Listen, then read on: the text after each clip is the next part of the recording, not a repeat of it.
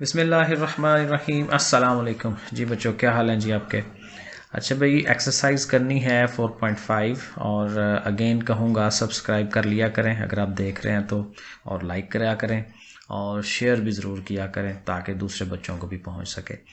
तो चलें शुरू करते हैं। इसमें देखें दो चीज़ें हमने करनी है, रिमाइंडर थ्योरम है और सिंथेटिक डिवीज़न है। रिमाइंडर थ्योरम बड़ा इजी है, ठीक है, वो शुरू वाले क्वेश्चंस में ही आएगा।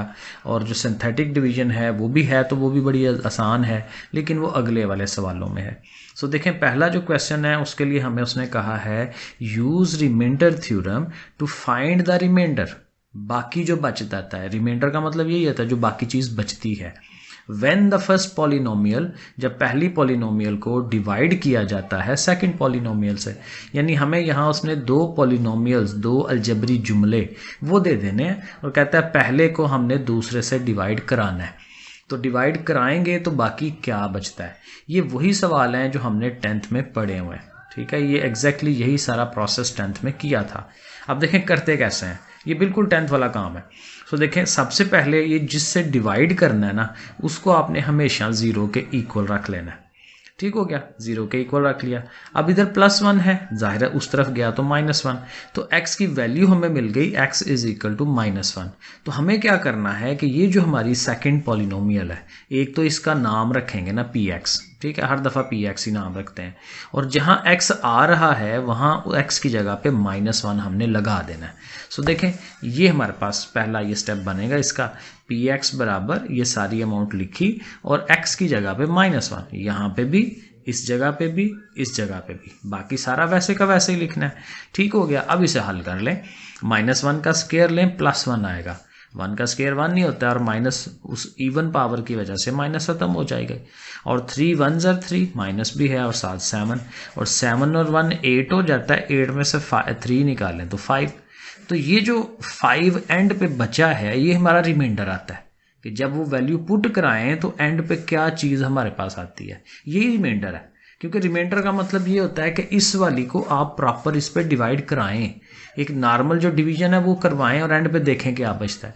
तो वो नॉर्मल डिवीजन हम यहाँ नहीं कराएंगे क्योंकि उसने कहा है आपने रिमाइंडर थ्योरम यूज़ करना है। सो हम ये थ्योरम लगा के उसको बता रहे हैं कि भाई ये रिमाइंडर इसका 5 आता है। ठीक हो गया। अब बाकी कुछ क्वेश्चंस जो हैं वो इसी तरह से होने हैं। सो देखें ये क्वेश्चन नंबर 2 है, यहाँ पे भी ये देखें इक्वेशन एक पड़ी हुई है, पॉलिनोमियल एक पड़ा हुआ है, और साथ हमारे पास है जिससे डिवाइड कराना है x-2। तो पहला काम वही होगा, x-2 0 के इक्वल, और -2 उधर गया तो +2। ठीक हो गया। अब ये वैल्यू हमने इसके अंदर यहाँ लगानी है, लेकिन पहले उसको नाम रख लें, px is equal to this one. तो x की जगह पे, हर x की जगह पे देखें 2 आई जा रहा है, वैसे का वैसे लिख लें। अब इसको हल कर लें, 2 की पावर 3 8, स्क्वायर लें 4, 2 5 10, 4, ये बच्चों वाला काम है। कैलकुलेटर पे इसे हल करें, ये दोनों कट गए, 10 और 8 18 हो जाएगा। तो अब यहाँ रिमाइंडर 18 है। सही हो गया। क्वेश्चन नंबर 3 देखें, अब बिल्कुल सेम है, एक जैसे ही है। x+1 है तो वहाँ से +1 को जब 0 के इक्वल रखेंगे तो दूसरी तरफ जाएगा तो -1। तो -1 वैल्यू देखें हम हर x की जगह पे लगा रहे हैं। अगेन कैलकुलेटर लेके उसे हल करें, यहाँ पे देखें मेरे से गलती हुई है, ठीक है। -1 की पावर 4 लें, +1 आता है, तो 3 1s are 3, यहाँ माइनस आएगा क्योंकि ये ऊपर क्यूब है, तो ये माइनस आना है, 4 1s are 4, और ये माइनस भी आना है, और ये -5 भी है। ठीक है, तो कैलकुलेटर पे इसे हल करें, 3 -4 -1 -5 -7 आएगा। सही। ये देखें प्लस माइनस की गलती से सारा सवाल गलत हो जाता है, तो ज़ाहिर है ये प्लस माइनस का ध्यान रखना चाहिए हमें। तो रिमाइंडर जो है -7 आ जाएगा। इसी तरह देखें क्वेश्चन नंबर 4, बिल्कुल सेम चीज़ें हैं, जस्ट एक दफ़ा देख लें। ये है पॉलिनोमियल, इससे डिवाइड करना है, -3 है, उधर जाके +3, वैल्यूज़ देखें लगा ली। 3 है तो 3 को अब हम हल करेंगे, 3 का क्यूब लें 27, स्क्वायर लें 9, 9 2s are 18, 3 3s are 9 and 3, और कैलकुलेटर पे इसे हल कर लें तो +21। तो ये इसका रिमाइंडर आ गया। सही हो गया। तो ये 4 सवाल तो बिल्कुल ये एक जैसे हैं। आगे देखते हैं क्वेश्चन नंबर 5 में उसने क्या कहा है। Use factor theorem, factor theorem को ही यूज़ करना है। ये रिमाइंडर थ्योरम, फैक्टर थ्योरम एक ही बात है। फैक्टर का लफ्ज़ वो इसलिए इस्तेमाल करता है कि अब जो वो डिवाइड करने के लिए कहेगा ना, तो ये उसका फैक्टर होगा। फैक्टर उस चीज़ को कहते हैं जो उसको कंप्लीट डिवाइड करता है, या अदर वर्ड्स में आप ये कह लें कि जब आप इसको इससे डिवाइड कराते हैं या ये वैल्यू पुट कराते हैं तो बाकी जो रिमाइंडर है वो ज़ीरो आ जाता है, तो इसलिए उसको वो फैक्टर कह देता है, वरना ये वही है जो रिमाइंडर थ्योरम है। सो बहरहाल इसको करते हैं। Use factor theorem to determine if the first polynomial is a factor of the second polynomial, कि चेक करना है कि ये जो है इसका फैक्टर है कि नहीं। तो फैक्टर तभी होगा जब ये वैल्यू पुट कराई जाए तो आंसर 0 आए, रिमाइंडर आए ना।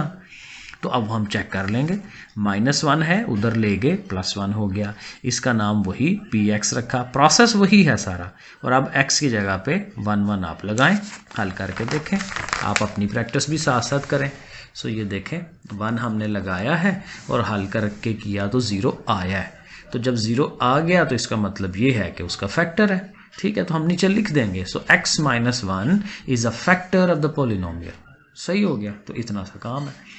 आगे देखें जी, 6 वाले में भी यही चेक करना है कि क्या ये जो है वो इसका फैक्टर है कि नहीं। इसको हमने 0 के इक्वल रखना है और -2 है तो +2 आ जाएगी, तो इसका नाम px, x की जगह पे 2 2 लग गया, वैसे का वैसे ही है।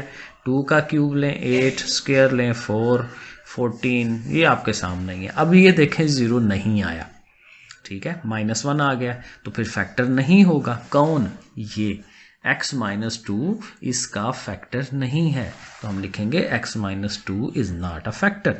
सही हो गया। चलें जी, 7 वाले में भी यही काम है, फैक्टर ही चेक करना है। ये तो बड़े आसान सी एक्सरसाइज है। ओके, सो +2 है तो जाहिर है जब आप इसको लिखेंगे इक्वल टू 0, ठीक है, तो फिर क्या आएगा, w जो है वो -2 आएगा, तो फिर -2 हमने लगाना है। तो इसका नाम px लिखने के बजाय pw लिख लें, है ना, क्योंकि w की फॉर्म में है, तो pw is equal to this one, और w के अंदर ये वैल्यू -2, तो देखें हर w की जगह -2 बस ये माइनस का काम ज़रा ध्यान से किया करें। कैलकुलेटर मैं इसलिए कहता हूँ छोटे छोटे स्टेप्स भी आप कैलकुलेटर में ही किया करें।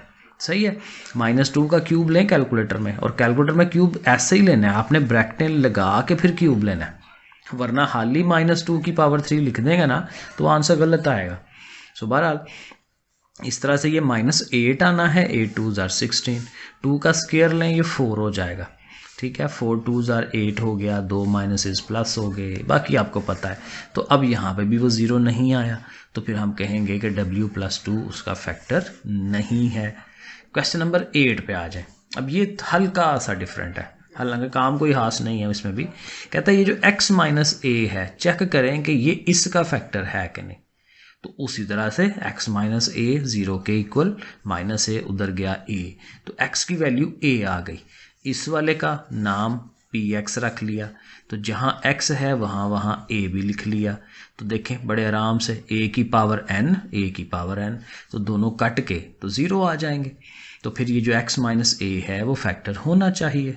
तो क्वेश्चन नंबर 8 भी हो गया। क्वेश्चन नंबर 9 वही चीज़ है, लेकिन यहाँ अब उसने x + a और x की पावर n + a की पावर n है, इनको चेक कराना है, लेकिन साथ एक्स्ट्रा इन्फॉर्मेशन उसने दी है कि ये जो n पावर है वो ऑड है, 3 हो सकती है, 5 हो सकती है, 7 हो सकती है, ऑड जो 2 पे डिवाइड नहीं होता। काम वही करेंगे, ये जो x + a है 0 के इक्वल रखेंगे, +a -a हो गया। अब ये जो x की वैल्यू है, अगेन आपको पता है इसमें हमने सब्स्टिट्यूट करानी है, तो इसको आप px का नाम रखें और x की जगह पे -a लिखें, यहाँ पे भी माइनस, यहाँ पे भी माइनस, ठीक हो गया।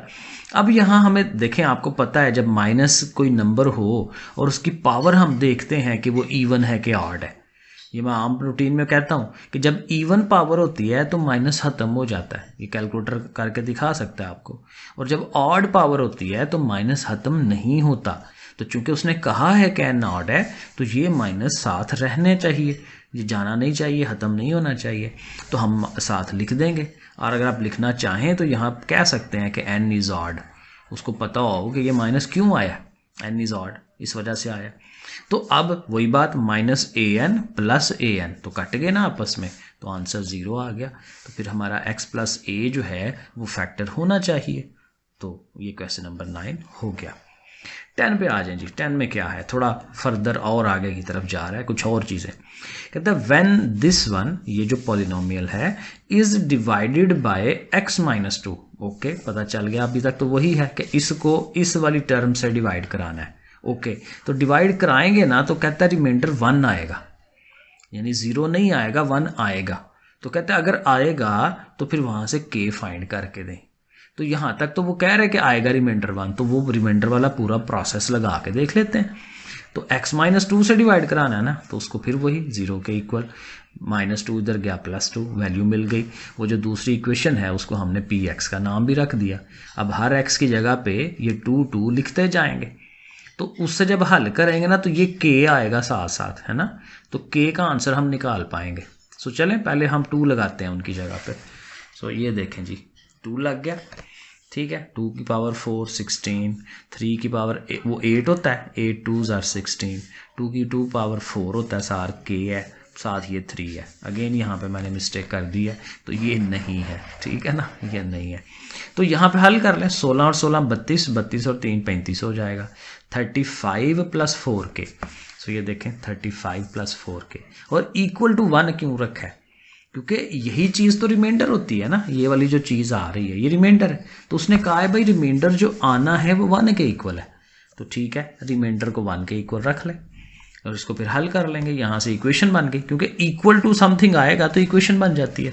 तो अब ये इक्वेशन हल हो सकती है। 35 उधर गया, माइनस का हो गया, और 34 माइनस का 4 जाके डिवाइड, आपको पता है, बाकी आपके सामने ही है। तो k का आंसर आ जाएगा -17/2। स्टेप्स बनाया करें, ठीक है, इक्वल टू, और पेज लगने दें, कोई मसला नहीं है। Question number 11, when the polynomial this is divided by this, ये पॉलिनोमियल है, x माइनस 2 से डिवाइड करवाना है, वही काम करेंगे। द रिमाइंडर इज 14, वहां पे पिछले सवाल में रिमाइंडर 1 था, यहाँ रिमाइंडर 14 है। Find the value of k। So exactly question number 10, ये आप खुद प्रैक्टिस कर सकते हैं। वही x की वैल्यू 2 आई, 2 उसके अंदर पुट कराया, ये बाकी बच गया 20 + 2k, लेकिन उसने कहा है रिमाइंडर तो 14 है, तो ये जो 20 + 2k है उसको 14 के इक्वल रख लें, एग्जैक्टली जैसे वहाँ 1 रखा था, यहाँ 14 है। सो 20 उधर जाके माइनस होगा, -6 होगा, 2 जाके डिवाइड करेगा, तो k का आंसर -3 आ गया। क्वेश्चन नंबर 12, अब देखें जी, यहाँ क्या है, अब देखें आ रहा है सिंथेटिक डिवीजन यूज करें, दूसरा मेथड। पीछे सारा वो फैक्टर थ्योरम था, रिमाइंडर थ्योरम था, अब सिंथेटिक डिवीजन है। तो यहाँ क्या लिखा हुआ है, use synthetic division to show that, ये x नहीं है 2 है, लिखते हुए गलतियां मैं कर जाता हूँ। Okay, so use synthetic division to show that 2 is the solution of the polynomial. ये पॉलिनोमियल है ना, तो हमने शो कराना है कि ये जो x इज इक्वल टू 2 है वो उसका सोल्यूशन है। सोल्यूशन वही बात है कि वो जो उसका फैक्टर है, ठीक है ना। x इज इक्वल टू 2 कैसे बनता है, 2 को इधर ले जाएं तो वो x माइनस 2 होगा, तो ये x माइनस 2 उसका फैक्टर होना चाहिए, अगर वो उसका ज़ाहिर है पूरा उसको कर देता है। तो बहरहाल ये भी करके देखते हैं, तो वो सोल्यूशन तभी होगा जब रिमाइंडर 0 आएगा। करना यहाँ पे भी रिमाइंडर ही है, लेकिन दूसरे तरीके से।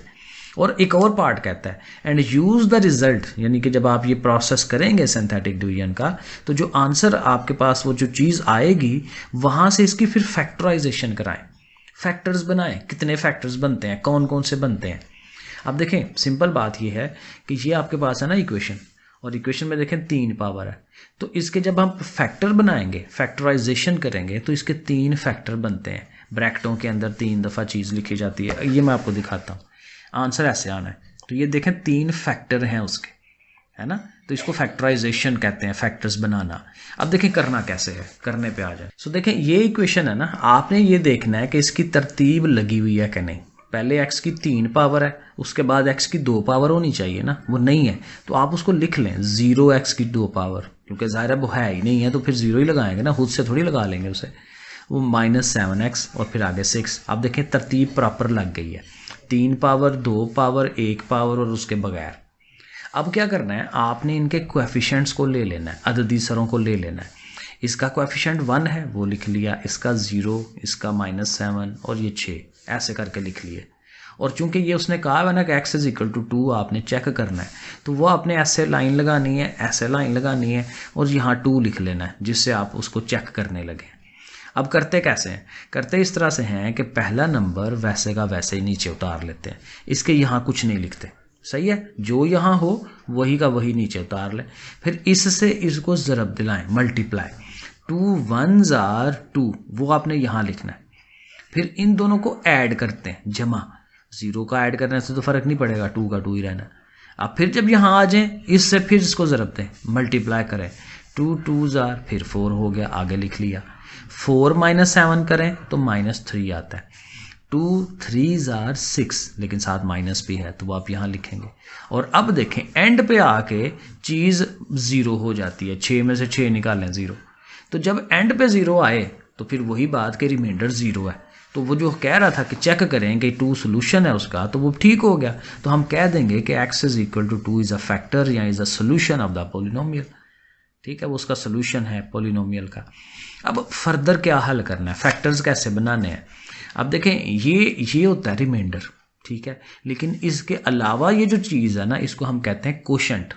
कोशेंट एक लफ्ज़ इसको हम यूज़ करते हैं। और कोशेंट कैसे लिखा जाता है, देखें आपकी जो ओरिजिनल इक्वेशन है ना, वो हाईएस्ट पावर है 3, ठीक है। तो जब आपने ये कोशेंट को लिखना होता है ना, तो ये भी इक्वेशन की फॉर्म में लिखते हैं, अलजेब्रिक सेंटेंस की फॉर्म में, लेकिन उससे 1 पावर कम कर लेते हैं। ओरिजिनली 3 पावर थी, अब आपने इसको जब लिखना है ना तो 2 पावर के साथ लिखना है। कैसे, 1x² + 2x - 3, ठीक है। ये देखें, कोशेंट = 1x² + 2x - 3। और आप देखें कि ये तो क्वाड्रेटिक फॉर्म है, क्वाड्रेटिक शक्ल है उसकी, तो फिर इसके आप बड़े आराम से फैक्टर बना सकते हैं। 3 है तो बीच वाले का आप वो बनाएं 3x और 1x, क्योंकि 3 में से 1 माइनस करा दें तो जमा का 2, और 3 1 बार 3 ये भी हो जाता है, तो सही बना ये। और इसके आप कामन शामन ले लें, जो 9 10 में करते आ रहे हैं, कामन लेना। इन दोनों में से x कामन, x + 3, दोनों में माइनस आ रहा है तो माइनस भी ज़रूर कामन लें, बाकी फिर वही x + 3, क्योंकि माइनस तो बाहर चला गया। और x + 3 कामन ले लें तो पीछे रह जाता है x - 1। तो ये 2 फैक्टर्स बन गए।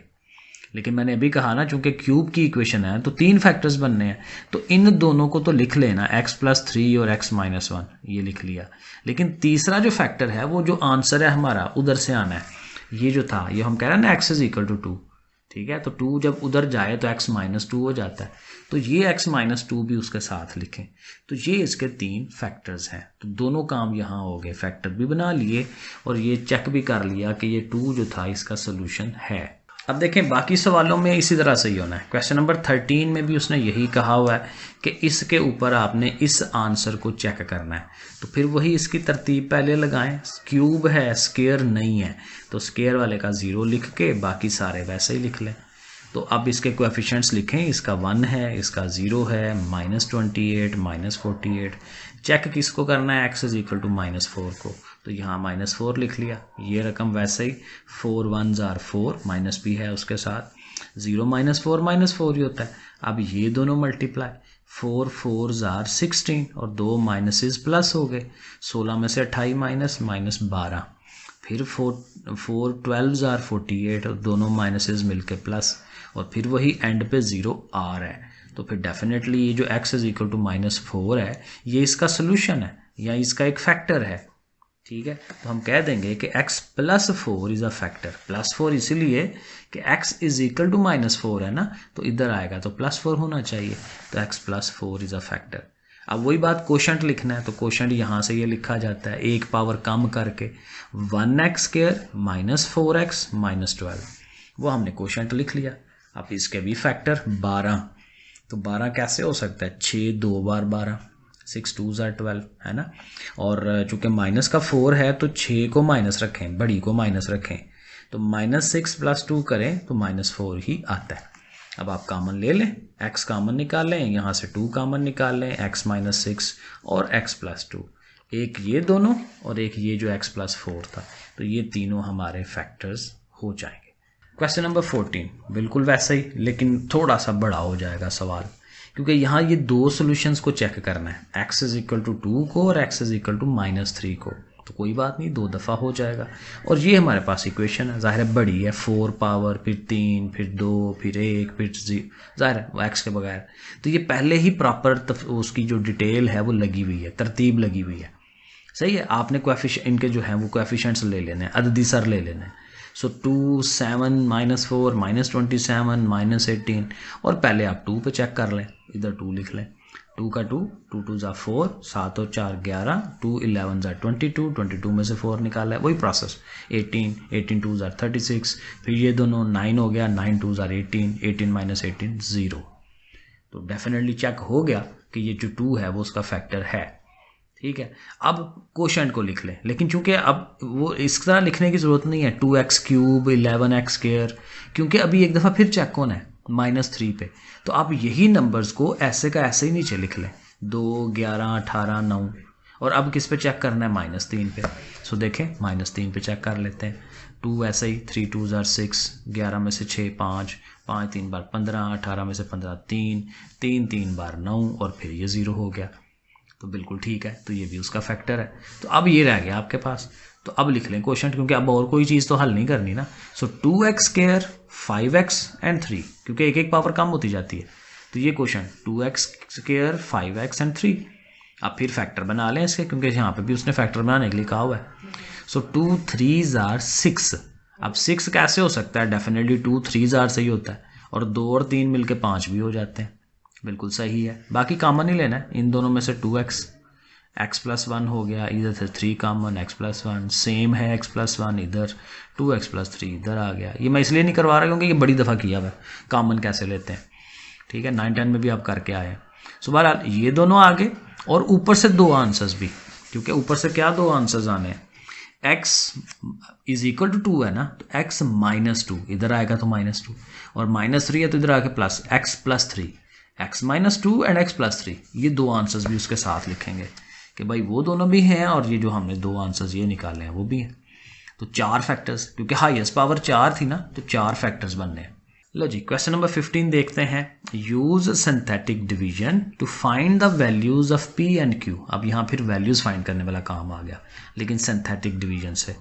तो p और q फाइंड करना है if x+1 and x-2 are the factors of the polynomial this one, कि इसके ये दोनों फैक्टर हैं। तो ये दोनों अगर फैक्टर हैं तो यहाँ दोनों से वैल्यू लेके यहाँ पुट कराई जा सकती है, या यहाँ इनकी वैल्यूज़ जो हैं वो सिंथेटिक डिवीजन में यूज़ की हो सकती हैं। तो हमने यही करना है, पहले x+1 है ना, तो 0 के इक्वल रखा, +1 उधर गया -1। अब ये वैल्यू मिल गई, x = -1। और ये जो पॉलिनोमियल है इसकी तरतीब देख लें, क्यूब है, स्क्वायर है, सिंगल x है, कांस्टेंट है, बिल्कुल सही तरतीब लगी हुई है। कोएफिशिएंट्स को लिख लें, 1p/q6, 1p/q6, ठीक है ना, सही लग गई। -1 पे हम उसको करेंगे। सो 1 पहले वैसे ही, 1 1 ज़ा 1।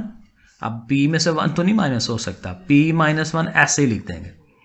अब p - 1 ने इससे मल्टीप्लाई होना है, और ध्यान रखना है ये माइनस का है, तो नेगेटिव ने इन दोनों के साइन चेंज कर देने हैं। ठीक है, 1 पॉजिटिव हो जाएगा और p नेगेटिव हो जाएगा, ये देखें। और फिर q - p+1 वो लिख लिया हमने। फिर इसने इससे मल्टीप्लाई होना है, माइनस ने फिर दोनों तीनों के साइन चेंज कर देने हैं। q नेगेटिव हो गया, p देखें नेगेटिव था तो पॉजिटिव हो गया, पॉजिटिव था तो नेगेटिव हो गया। और इसको लिखें आप -q + p, और 6 में से ये 1 निकाल सकते हैं, 5 हो जाएगा।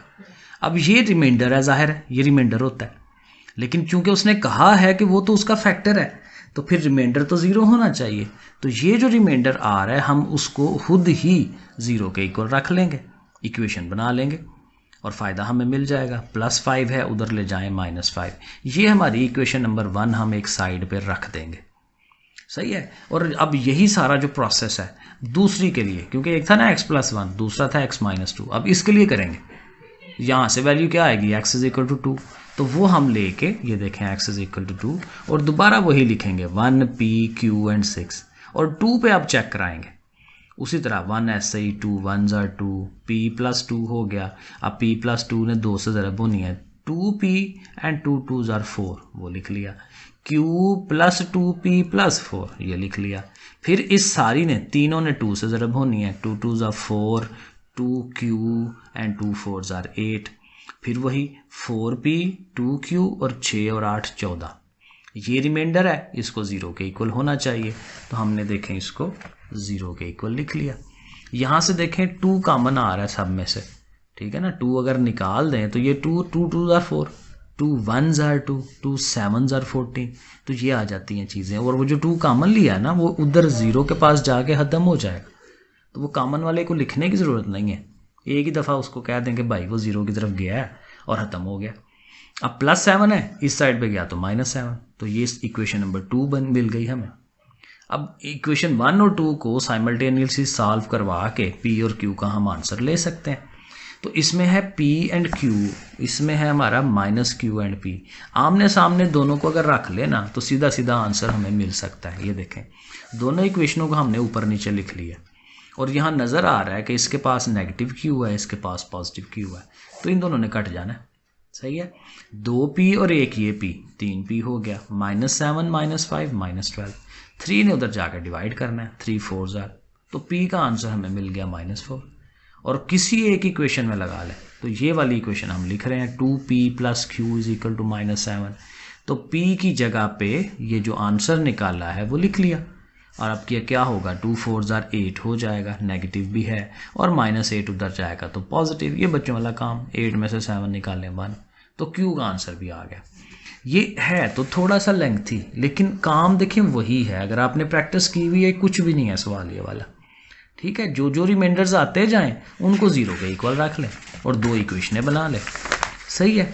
और आई थिंक ये जो 16 वाला है ना, ये भी बिल्कुल वैसा ही है। देखें ज़रा, find the values of A and B, जैसे वहाँ PQ था, यहाँ AB है। If -2 and 2 are the roots of the polynomial. Root का मतलब वही है कि ये उसके सोल्यूशंस हैं, यानी कि एक दफ़ा x = -2 है, एक दफ़ा x = +2 है। तो हम देखें पहले +2 पे चेक कर रहे हैं, ये हमारी इक्वेशन है 1 - 4 A एंड B, वो देखें। और 2 पे चेक करना है, वही 1 आ गया, 2 1s are 2, आपको पता है, अभी मैंने समझाया कैसे करते हैं। अब ये रिमाइंडर है, रिमाइंडर को रखें 0 के इक्वल, ठीक है, और -8 उधर ले जाएं, इक्वेशन बन गई। फिर x = -2 हम लगा रहे हैं, वही सारा प्रोसेस, वो वैल्यूज़ लिखी, -2 पे हम ये देखें करेंगे, ये मैंने अभी बताया आपको। तो अब ये रिमाइंडर है, रिमाइंडर को भी रखें 0 के इक्वल, 24 उधर चला गया। अब ये दूसरी इक्वेशन आ गई, और यहाँ पे भी कुछ करने की ज़रूरत नहीं है, क्योंकि ये +2A है, इसके पास -2A है, बस ऊपर नीचे रख के ये A कट जाएगा। सो ये देखें, इन दोनों को ऐसे साथ साथ रखें और A दोनों कट जाएंगे, क्योंकि वो पॉजिटिव है, वो नेगेटिव है, और सेम है। और B और B2 भी 8 और 24 32, और 2 से जाकर डिवाइड करा दें तो B की वैल्यू मिल गई हमें 16। और कोई एक इक्वेशन पकड़ लें और उसमें ये जो B है 16, उसकी जगह B की जगह 16 लिख लें, तो 16 उधर गया, माइनस हो गया, -8, और 2 ने उसको डिवाइड करना है, -4। तो ये हमारा आंसर हो जाता है। ले जी, एक्सरसाइज डन हो गई है। ठीक है जी बच्चों, इसको करें अच्छी तरह, प्रैक्टिस करें। ओके फिर बच्चों, अल्लाह हाफिज़।